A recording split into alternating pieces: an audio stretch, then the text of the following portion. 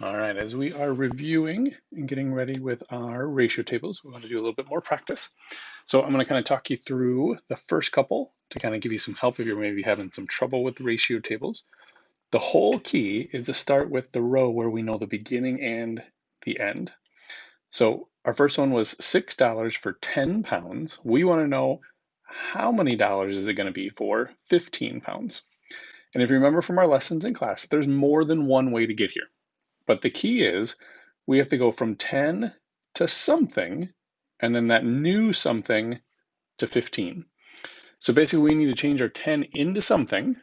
Usually it gets smaller, sometimes it can get bigger, then change it into a 15. So there's a couple different options. One option is a 10 can go down to a 5 and then back up to a 15 because 10 divided by 2 gives me 5 and 5 times 3 is 15. So it's a number that plays nicely with each of them. The key is, how did I get there?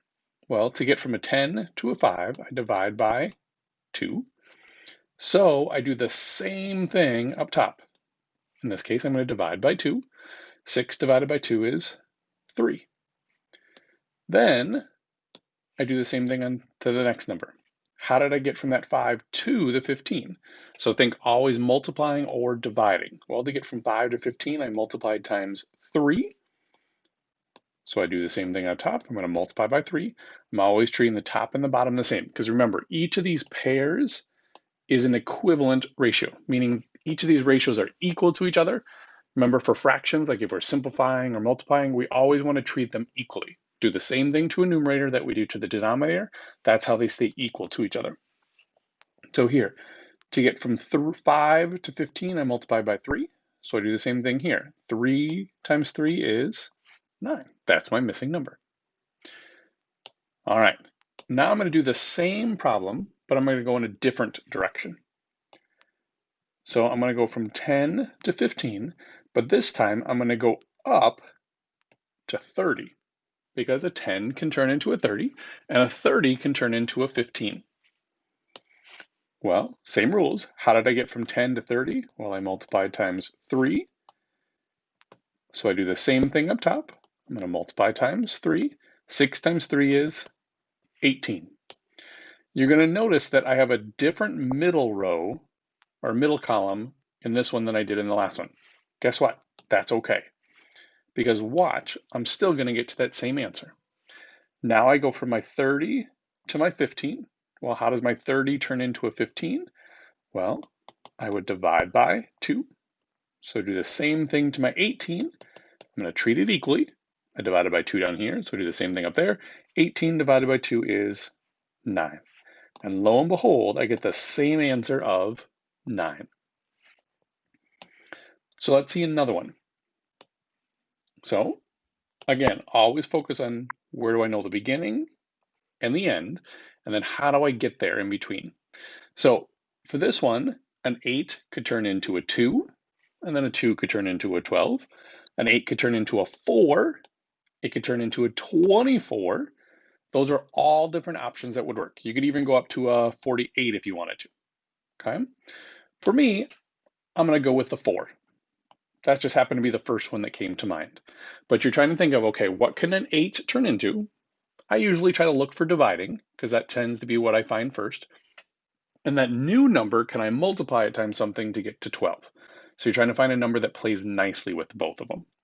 So think of it as it's a factor of both of those numbers. It goes into both of them. To get from 8 to 4, well, that means I divided by 2. So I'm going to do the same thing up top. I'm going to divide this number by 2 and get 120.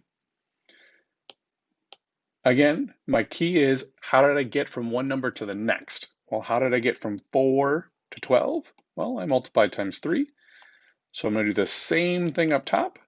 120 times 3 is 360. So that missing number, that number I'm aiming for is 360. If I could do 240 miles in 8 gallons, I can do 360 miles in 12 gallons. All right, so maybe you're having trouble with those. Maybe you're having trouble figuring out that middle number. Remember, we always had a backup. When in doubt, go down to a 1. Make it a unit rate, okay? So here, if I'm not sure what my 8 could have turned into, I can always turn it into a 1. So I make it into a 1. Well, to get from 8 to 1, I divided by 8.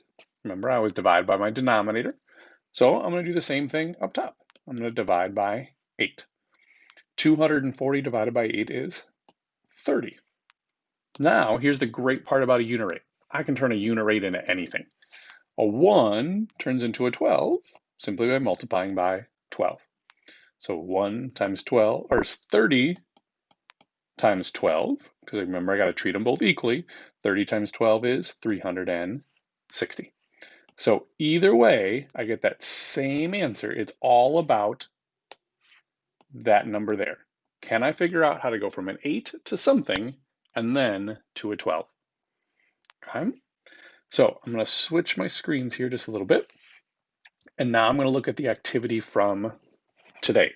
So you'll notice I already did these first two problems with you. So let's take one of our examples here and let's type it in. So from 10, we went down to a 5. And that meant my 6 went down to a 3. Now I type in my new answer of 9. Okay. If I did it correctly, that 9, oh no, yeah. So I get my 9 there. So you're just typing in each of those numbers. So let's go over to our other one here. 240 and 8. So let's use our last one. We went down to a 1, which changed this into a 30. To go from 1 to 12, I multiply by 12. So I do the same thing up here, and I get 360. And that number should turn green to show that you've done it correctly. I got to go back and fix that first one for us. Okay, but you're going to type in your work, and then that last box should turn green if you did it correctly.